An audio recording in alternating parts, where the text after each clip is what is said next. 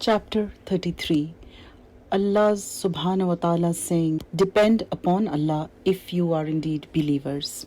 Allah's subhanahu wa ta'ala saying, وَعَلَى اللَّهِ فَتَوَكَّلُوا إِن كُنتُم مُّؤْمِنِينَ. Depend upon Allah if you are indeed believers. Allah subhanahu wa ta'ala saying, إنما المؤمنون الذين إذا ذكر الله وجلت قلوبهم. and the believers are only those who, when Allah is mentioned, their hearts shudder with fear. Surah Al-Anfal, chapter 8, verse 2. يا أيها النبي حسبك الله ومن اتبعك من المؤمنين.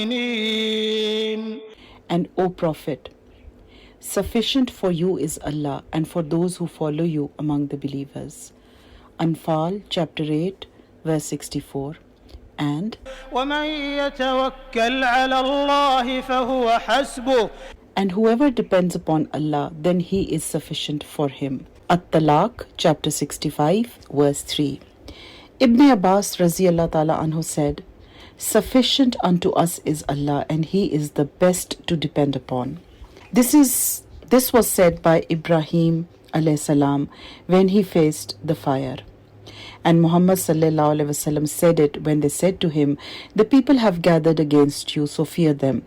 Their faith only increased, and they said, Allah is sufficient for us and the best to depend upon. Recorded by Al-Bukhari and An-Nasai.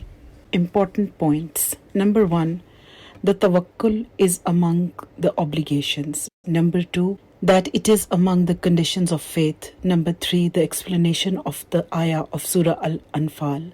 Number 4, the explanation of the ayah that comes later after it. Number 5, the explanation of the ayah of Surah At-Talaq.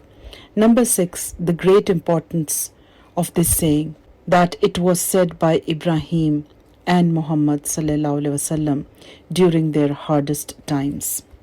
Commentary by al-Sadi. Allah subhanahu wa ta'ala saying, depend upon Allah if you are indeed believers. Al-Ma'idah chapter 5 verse 23. Tawakkul upon Allah is one of the most important obligations of Tawhid and faith. The worshipper's faith strengthens and his Tawhid is completed according to the degree of the strength of his dependence upon Allah.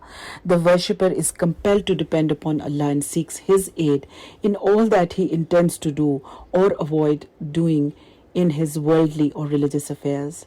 The reality of tawakkul upon Allah is that the worshipper knows every matter is from Allah, and that whatever Allah wills will certainly be, and whatever He does not will cannot be, and that He is the benefactor and malefactor, the giver, the withholder, and that there is no power nor might but by Allah. So after having this knowledge, his heart depends upon his Lord to bring him the benefit in his religious and worldly affairs and to protect him from harm.